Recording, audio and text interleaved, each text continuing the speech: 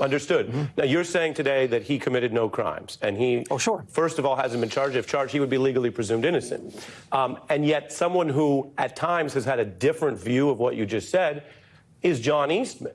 He took the position after Jan 6, and I'm going to sort of go in reverse, starting with what was kind of circulating after the actual insurrection and go deeper into it, and you'll get time. But interestingly, we have a secret email that sort of leaked where he says to Giuliani, I've decided I should be on the pardon list, if that's still in the works.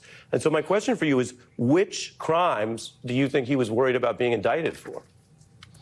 Oh, sure. I mean, who can even start? I mean, you remember the atmosphere in that time period after January 6th, the media speculation, the accusations going back and forth about all sorts of things. Any reasonable person under those circumstances, whether they were innocent or guilty, and particularly someone innocent, as John Eastman was, would only prudently take that step if it was available to them. So I don't you think see there's that, anything again, surprising about that at all. You see that as kind of standard. Everybody wants a pardon. Not everyone, as you know, indeed the vast majority of people, best we can tell, who served in the Trump administration, didn't seek pardons. It would seem, especially since he's a lawyer, that he thought he had criminal exposure. Oh, not at all. Not at all. I mean, this sort of reminds me of back when, you had commentary when he availed himself of his Fifth Amendment protection, saying anybody that does that is guilty. That was 100% wrong, and the implication, respectfully, that anyone who would seek a pardon is guilty is just as wrong.